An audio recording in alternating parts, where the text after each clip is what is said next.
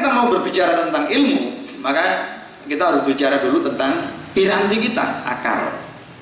Menariknya Ibu Nuraba, di dalam Al-Quran itu ada 49 kata akal. Ya, jadi Al-Quran itu menyebut akal 49 kali.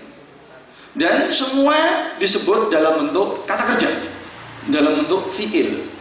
Ini, ya. Dan lebih menarik lagi, fi'ilnya adalah fi'il mudhari'. Hanya satu yang fi'il madhi. Artinya apa? Bahwa berpikir sebagai sejarah itu adalah 2%. Selebihnya adalah berpikir dan berpikir. Jadi jangan pernah berhenti berpikir. Ini adalah Al-Quran. Itu 48-nya itu adalah fi'il mudhari'. Jadi kata kerja sedang dan akan. Nah, menariknya lagi, 24 itu dengan domir antum, takilun. Nah, kalau ada ayat yang berujung dengan la'allakum takilun, itu berarti ayat ini seolah-olah sedang berbicara dengan kita. Ya, ada 4 hal yang dibicarakan temanya, tapi yang satu yang mau saya beri penekanan bahwa Al-Quran dengan bahasa Arab itu dimunculkan dengan redaksi la'allakum ta'qilun. Inna anzalnahu Qur'anan Arabiyan la'allakum ta'qilun. Inna ja'alnahu Qur'anan Arabiyan la'allakum ta'qilun. Itu dalam surat Yusuf dan Zukhruf 3. Jadi sungguh kami turunkan Quran dalam bahasa Arab supaya mbok pikir. Kami jadikan Quran dalam bahasa Arab supaya mbok pikir. Jadi bukan Quran tok gitu ya. Itu kemudian kita belajar terjemahnya, bukan. Nah, tapi Quranan Arabiyyah. Jadi pilihan redaksional adalah la'allakum ta'qilun. Jadi ini seperti apa? Langsung bicara pada kita setiap membaca Al-Quran itu supaya paham bahasa Arab. Nah ini, ya. Jadi apa artinya Ibu dan Bapak? Maka mulai sekarang kita harus memikirkan lebih serius kurikulum bahasa Arab di lembaga-lembaga kita. Sebab menurut ahli ya strategi perang di Inggris, cara melemahkan orang Islam yang efektif itu bukan menyerang secara fisik, tapi jauhkan umat Islam itu dari kitab sucinya. Nah, cara menjauhkan dari kitab sucinya bukan dengan tidak mencetak Al-Quran, bukan, tetapi buat mereka tidak paham bahasa Arab. Nah, ketika kita tidak paham bahasa Arab, jangan-jangan kita adalah korban skenario lawan-lawan Islam. Nah ini, jadi mulailah kita ya, itu loh, mempelajari kembali bahasa kita, yaitu bahasa Arab, bahasa Al-Quran. Lalu kita sudah mau-maunya nyempatkan belajar bahasa Inggris, kalau kita nggak nyempatkan bahasa Arab, piye logikanya? Kan gitu. Untuk apa kita belajar bahasa Inggris? Go internasional. Memangnya kalau ke Arab nggak go internasional? Betul ya? Malah go akhirat juga bahasa Arab. Nanti di akhirat itu bahasa Arab. Nanti nih besok bahasa Arab terus kursus. Diwawancara malaikat. Dari kursus malaikat nggak paham telepon neraka.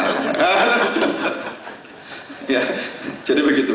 Nah itu, jadi la'allakum ta'qilun, pilihan redaksional begitu. Jangan 22 itu dengan domirhum ya'qilun. Nah menariknya yang dengan redaksional ya'qilun. Jadi kalau berbicara ya'qilun itu berarti Al-Quran sedang berbicara pihak ketiga. Bisa jadi kita adalah bagian dari pihak ketiga, bisa jadi bukan. Nah ini, jadi artinya apa? Tidak semua kita itu harus menjalani apa ya, seperti yang diceritakan oleh ayat-ayat yang menggunakan redaksional yaqilun. Ya.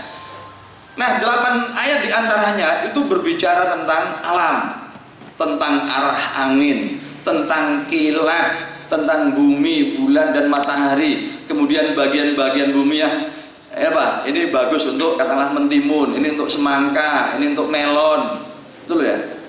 Jadi artinya di antara kita orang Islam itu harus ada yang ahli Ini kan kebutuhan primer kita. Nggak boleh kita serahkan kepada orang lain. Coba kalau kita serahkan kepada orang lain, nanti kita jadi dikendalikan lagi. Nah ini. Kemudian berbicara tentang kapal. Jadi harus ada ya, putra putri kita ya, ibu dan bapak, yang kita kirim ke ITS gitu untuk mempelajari kapal. Jangan dibilang itu ilmunya orang kafir, jangan. Itu adalah ilmunya warisan Nabi Nuh. Itu loh, karena Nabi Nuh lah orang pertama yang diajari oleh Allah untuk membuat kapal. Demikian juga ketika kita mempelajari perkara logam, kita sedang mewarisi ilmunya Nabi Daud. Nah ini. Jadi ketika kita mempelajari ini harus kita lakukan transendensi, bahwa kita melakukan ini bukan untuk misi material, tetapi ini adalah misi suci, misi kenabian. Nah ini. Coba kalau enggak ibu dan bapak, ya. Ini mobil di sana motor. Tahun 2013, ya. Motor yang terjual di negara kita itu 7.771.014 unit. 2014 itu tinggal berapa puluh lagi itu 8 juta. Sekarang kalikan satu unit ambil rata-rata 15 juta. Sudah berapa triliun kita belanjakan untuk motor? 120 triliun. Dan motornya itu adalah buatan Jepang. Itu artinya apa ibu dan bapak? Artinya keuntungan terbesar dibawa ke Jepang. Fasilitas sekolah mereka, fasilitas rumah sakit mereka meningkat. Sementara kita bangun kantor PDM dan juga sebelahnya, waduh serti, Masya Allah. Nah gitu. Mengapa? Karena uang kita kirim ke Jepang. Wah ini kan miskin tapi sombong, jahil murakab, goblok double-double. Nah itu. Kita udah jelas miskin tapi sing sugih kita sumbang terus lah. Sehingga kemudian wah Jepang makin megah. Dan kita diwakusi terus memperlebar jalan. Hanya lancar 2-3 bulan, setelah itu balik macet. Karena apa? Mobil motornya terus diisi. Gitu loh.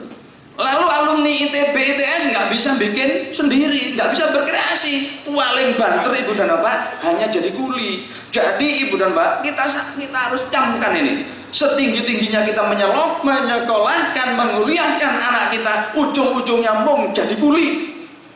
Ironi bangsa besar dan muslim terbesar di muka bumi ini hanya bisa mendidik putra-putrinya menjadi kuli.